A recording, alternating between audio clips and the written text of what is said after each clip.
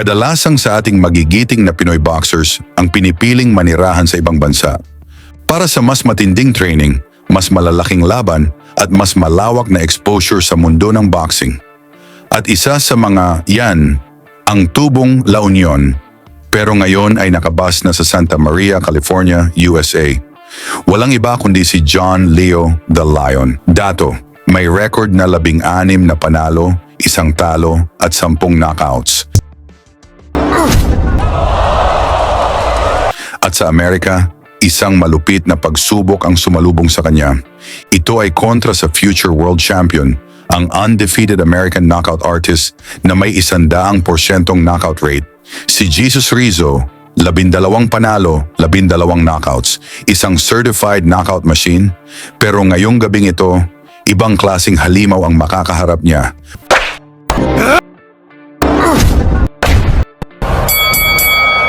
Pagbukas pa lang ng unang round, walang pasakalye si Dato. Naka-red trunks, agad niyang sinalubong ang Amerikano ng matitinding kombinasyon.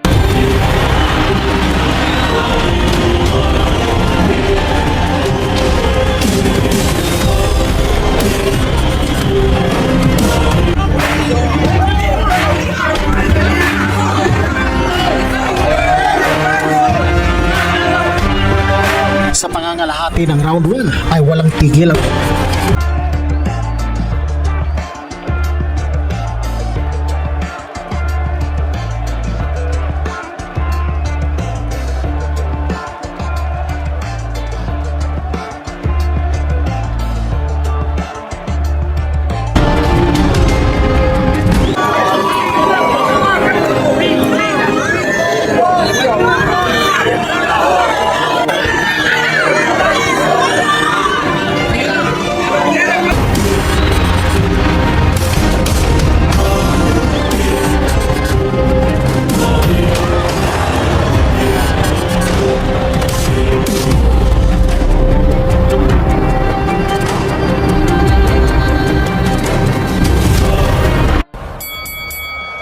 Round 2, mainit ang palitan, sunod-sunod ang mga heavy shots, parehong ayaw magpatalo.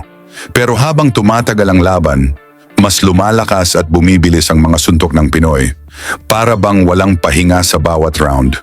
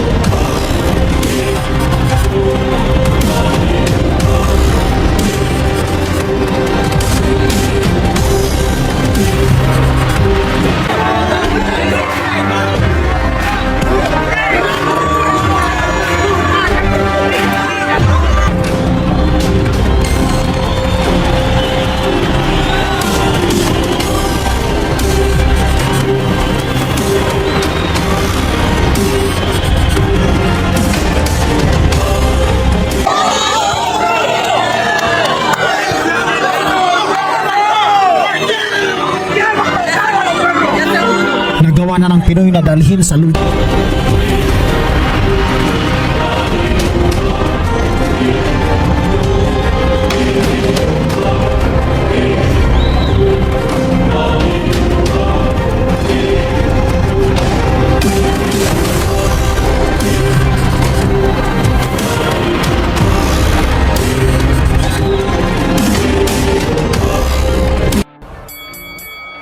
Sa kalagitnaan ng laban, para nang bagyo ang suntok ni Dato, halos hindi na makahinga si Rizzo, sunod-sunod, kaliwat kanan.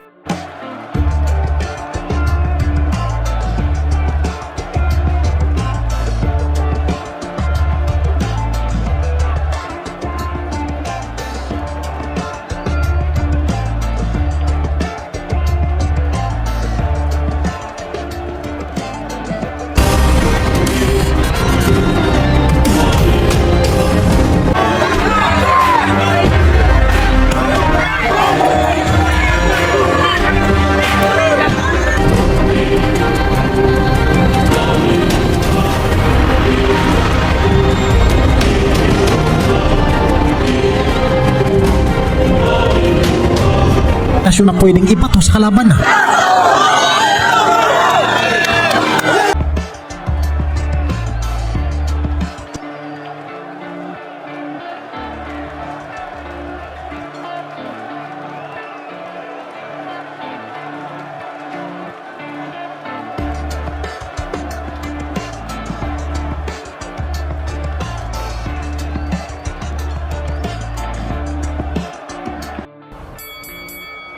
Pero ito ang nakakabilib.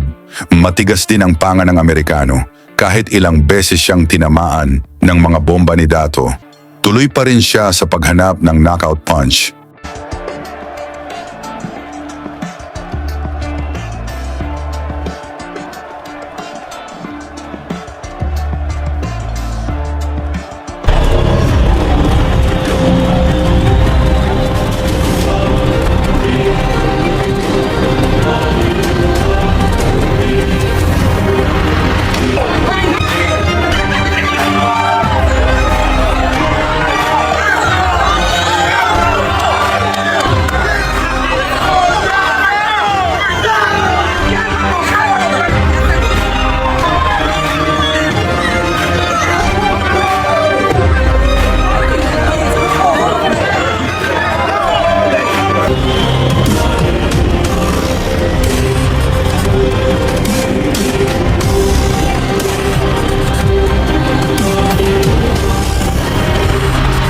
Marami nang tinatawag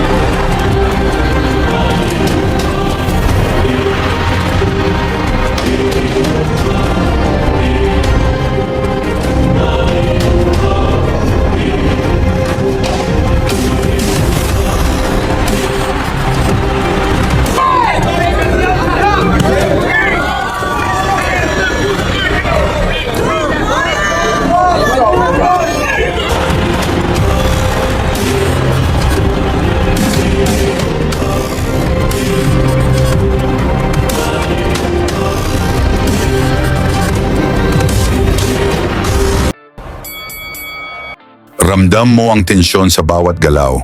Walang umatras. Laban kung laban.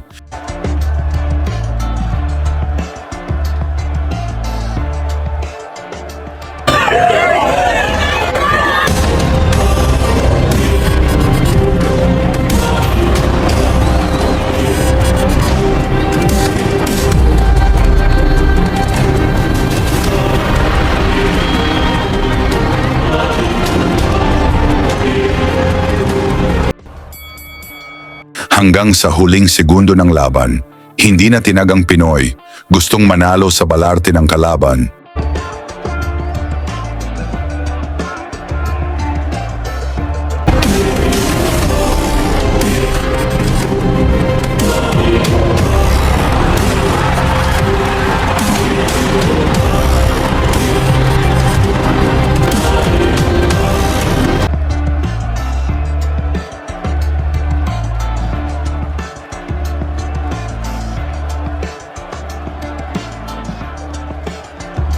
At matapos sa mainit na bakbakan, panalo si Kabayan, unanimous decision ang hatol ng mga hurado. Kaya kung na-inspire ka sa laban na to, huwag kalimutang suportahan ang ating video para sa mas marami pang kwento ng ating mga Pinoy boxers sa buong mundo. Lagi niyong sundan, huwag magpapahuli. Pag-usapan ni bakbakan, balita niya at laban. Mga Pinoy na di nagpapagapi. Salamat sa mga suporta na lagi nandyan.